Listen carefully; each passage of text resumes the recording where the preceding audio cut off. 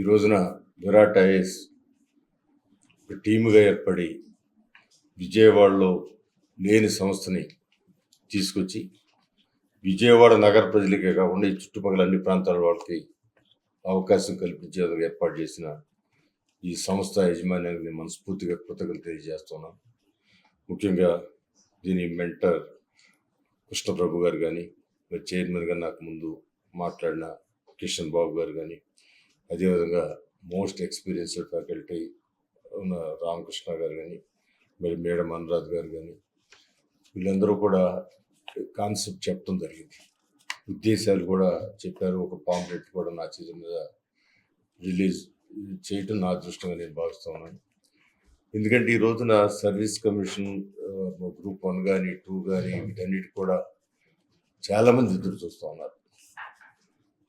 ప్రత్యేకంగా ఇవాళ ఉన్న ముఖ్యమంత్రి గారు అంతకుముందు రకరకాల కాన్సెప్ట్లు తీసుకుని మెయిన్ ఎజెండాకి వెళ్ళేవాడు. ఈసారి సంవత్సరానికి 5 లక్షల ఉద్యోగాలు, 5 సంవత్సరాలకి 25 లక్షల ఉద్యోగాలు టార్గెట్గా ఆయన ముఖ్యమంత్రి పదవి తీసుకున్న కానీ ఆయన చెప్తుంది ఒకటే మాట: యువతకి ఉద్యోగ అవకాశాలు కల్పించాలి.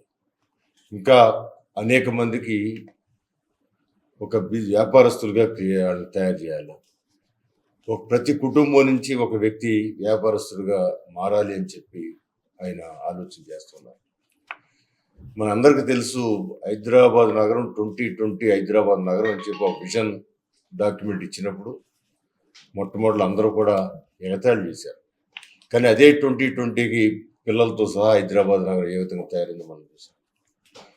సో ఈ రోజున 2047 అని చెప్పి ఈ ఆంధ్ర రాష్ట్రం, విడిపోయిన ఆంధ్ర రాష్ట్రం, కట్టుబట్టలతో వచ్చిన ఆంధ్ర రాష్ట్రాన్ని ఏ విధంగా ముందుకు తీసుకెళ్ళడానికి రూపకల్పన చేశారు. ఇలాంటి రూపకల్పన చేసిన విధానాల్లో ఇలాంటి సంస్థలు చాలా అవసరం. వీళ్ళకి కావాల్సిన ఫెసిలిటీస్ కూడా గవర్నమెంట్ బాధ్యత తీసుకోవాల్సిన అవసరం కూడా ఉంది. నేను కూడా చూశాను. వాళ్ళ విధానాన్ని కూడా తీసుకుని నేను ముఖ్యమంత్రి గారితో, అదే ఎస్పెషల్లీ లోకేష్ బాబు గారు ఇవాళ యూత్ లీడర్గా అనేకమైన విజయాలు సాధిస్తూ ఉన్నారు. ఫారిన్ వెళ్ళి పెద్ద పెద్ద కంపెనీలతో అగ్రిమెంట్ అయ్యి వాళ్ళు వర్క్ కూడా మొదలు పెట్టేటట్టు చేశారు. అలాంటి వ్యక్తి చేతుల్లో ఇవాళ హైయర్ ఎడ్యుకేషన్ కానీ, అన్ని రకాల ఎడ్యుకేషన్, టెక్నికల్ ఎడ్యుకేషన్ అన్నీ కూడా వారు చూస్తున్నారు. వారి దృష్టికి తప్పకుండా తీసుకెళ్ళి ఈ సంస్థకి కావాల్సిన ఫెసిలిటీస్ అని కూడా కల్పించడానికి నా వంతుగా నేను ప్రయత్నం చేస్తాను తెలియజేస్తున్నా. ఇవాళ సర్వీస్ కమిషన్ కూడా అనేకమైన పోస్టులు కూడా పడతా ఉన్నాయి. ఇందాక చెప్పారు, రామకృష్ణ గారు చెప్పారు, రేపు ఫిబ్రవరిలో కూడా కొంత ఎగ్జామ్స్ ఉంటాయని చెప్పారు. వీటన్నిటి కూడా ట్రైనింగ్ ఇప్పుడు అంతకుముందు హైదరాబాదు లేకపోతే ఢిల్లీ ఎక్కడికి వెళ్ళారు. ఆ క్లైమేట్కి ఇక్కడ క్లైమేట్కి అంటే క్లైమేట్ అంటే వాతావరణమే కాదు, లాంగ్వేజ్ కానివ్వండి, లేకపోతే సబ్జెక్టులో కానివ్వండి, చాలా డిఫరెన్స్ ఉంటుంది.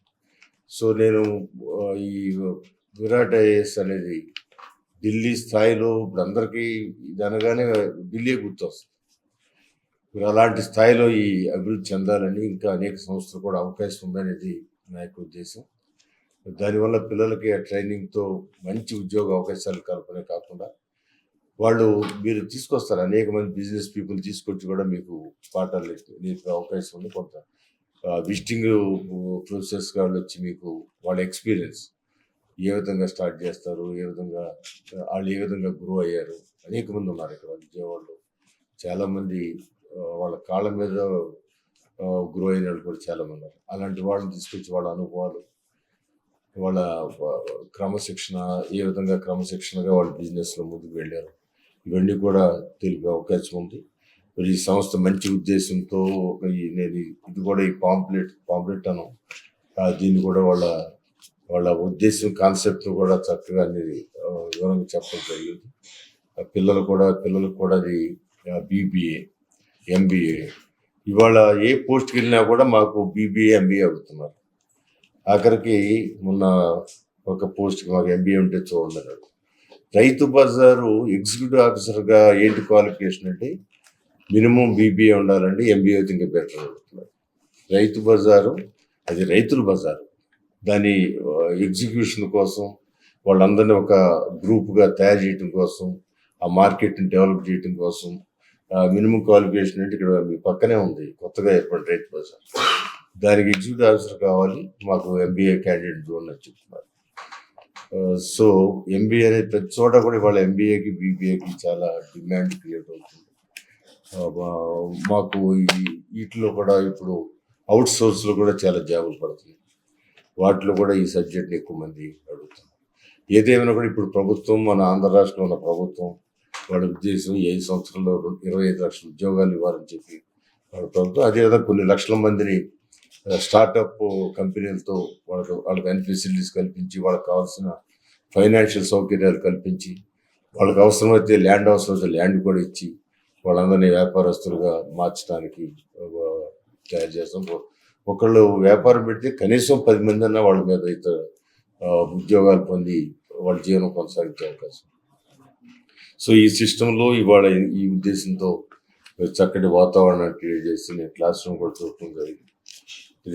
నేను ఇట్లాంటిది యూనివర్సిటీ లెవెల్లో కూడా మన ఏరియాలో లేదు, కానీ అమెరికాలో ఈ టైప్ ఆఫ్ క్లాస్ రూమ్స్ ఇదంతా కూడా విద్యార్థికి ఒక వాతావరణాన్ని క్రియేట్ చేస్తే ఆ చదువు మీద ఇంట్రెస్ట్ కూడా పెరగటానికి అవకాశాలు ఉంటాయి.